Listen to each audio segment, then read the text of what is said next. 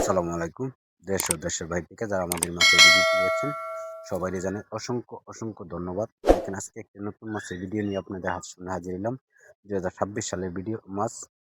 এই মাছগুলো আপনারা চাইলে ভিয়েতনামি কই মাছ। এই ভিয়েতনামি কই মাছ আপনারা চাইলে চাষ করতে পারবেন।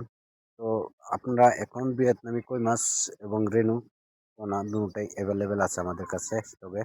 আপনারা চাইলে ভিয়েতনামি কই মাছের রেনু নিতে পারবেন এবং পোনা নিতে পারবেন। এখন যে মাছগুলো দেখতেছেন এগুলো হলো ভিয়েতনামি কই মাছের রেনু।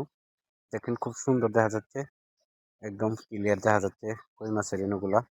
তো আপনারা চাইলে কই মাছের রেনু কিভাবে চাষ করবেন সেভাবে সে বিষয়ে আলাপ আলোচনা করবো। তো ভিডিওটা না টেনে পুরো ভিডিওটুকু দেখবেন, কেননা এই ভিডিওতে কিছু গুরুত্বপূর্ণ কথা বলা আছে। কথাগুলো শুনলে আপনাদের অবশ্যই আশা করি উপকার হবে। তো এই যে দেখেন কই মাছের রেনু, এটি চাষ করার জন্য আপনারা কিভাবে চাষ করবেন।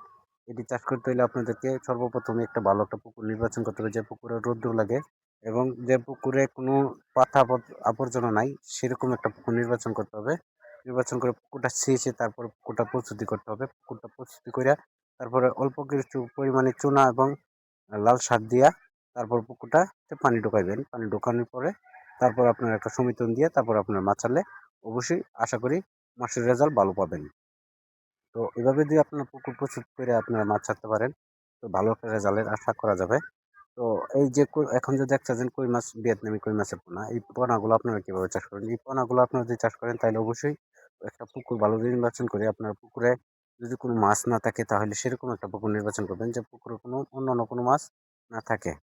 তো ওইভাবে পুকুরটার প্রস্তুতি করার পরে তারপরে এই মাছগুলো আপনারা প্রতি শতাংশে 200 থেকে 250 পিস চাষ করতে পারবেন। 200 থেকে 250 পিস যদি এই মাছগুলো চাষ করতে পারেন, মাছের ওজন থেকে নেট ওজন থেকে আপনারা 5% খাবার মাছকে দিবেন। মাছকে 5% খাবার দেওয়ার পরে এই মাছগুলো 4 থেকে 4.5 মাসে আধা কেজি প্লাস একটা মাছের ওজন দাঁড়াবে। তো তখনকার বুঝে নিই, আধা কেজি প্লাস যদি একটা মাছ দাঁড়ায় তাহলে বাজারে ভালো মূল্য পাওয়া যায়।